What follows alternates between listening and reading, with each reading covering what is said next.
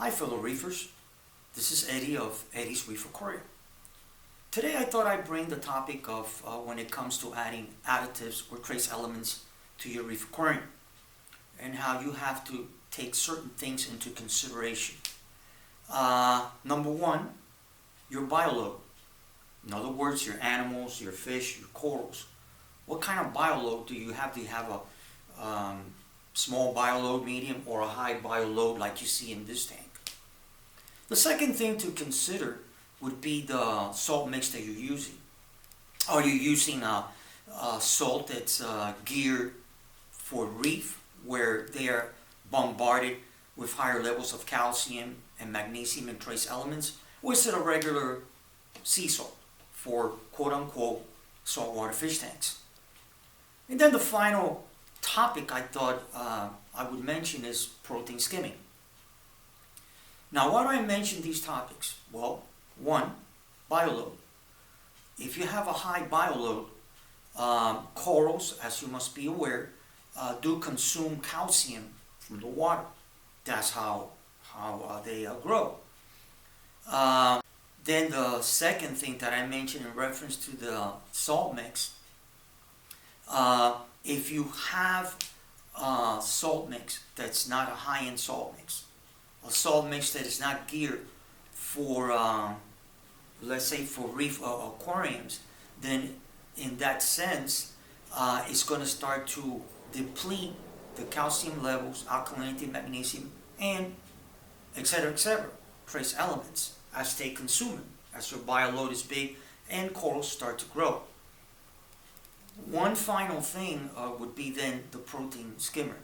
In this tank, as you must notice, it's a very small nano cube, a 9-gallon aqua style, and I don't have no space to put a protein skimmer.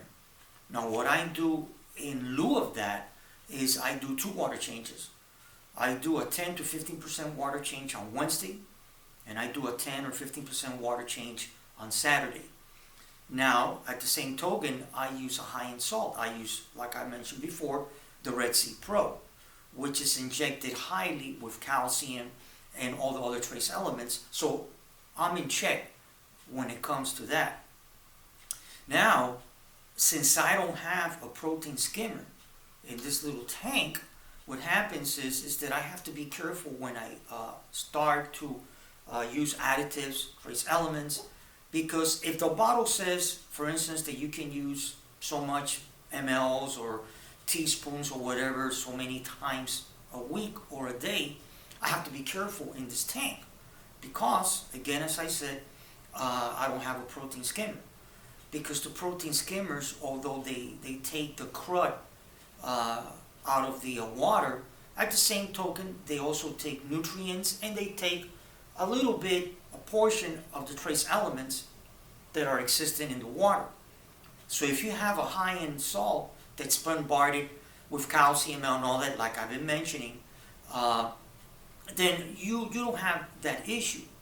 But if you have a regular salt mix that you're using, it is going to lower your calcium, alkalinity, your trace elements, and we can go on and on and on.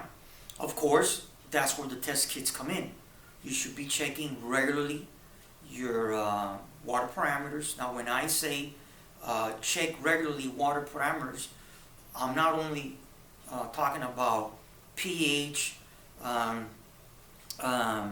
nitrates and ammonia, but I'm talking about the portion where you check your calcium, alkalinity, and magnesium, because those will deplete when your bioload is big, and at the same token when you have a protein skimmer.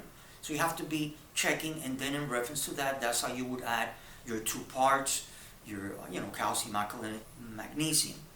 In my case, also when it comes to feeding the reef and even the fish, I have to be careful too, again, because I have a big bioload, and again, like I mentioned, I don't have a protein skimmer. So in my case, if I start to feed, let's say the corals, if I start to feed them like, instead of 1 time a week, which is how as a matter of fact, today is Friday, and today's at night when I would feed the reef. If I feed it today, but then I fed it Wednesday or I fed it Monday, trust me, it's happened to me. I'll get some dialtone blue is what I'll get on the sand. Why? Because it's rich in nutrients and I don't have the protein skimmer to skim it, no matter if I do 2 water changes a week. But you see, my nutrient level has gone up because I'm adding more nutrients to the corals than I really can afford at the present time. Same thing goes true with the fish. I feed these 2 fish that I have here 3 times a week, Monday, Wednesdays, and Friday, and I feed them with pellets. If I was to do it daily, plus add mice, shrimp, and all that, same thing, I'll get a diatom blue, you know. So that's basically what I wanted to touch today in a basic, simple way. I hope that you did find this video informative, enjoyable. If you did, don't hesitate to hit the like button and or subscribe to my channel. And I do want to thank you very much for all the subscribers that are coming on board, and I really appreciate that.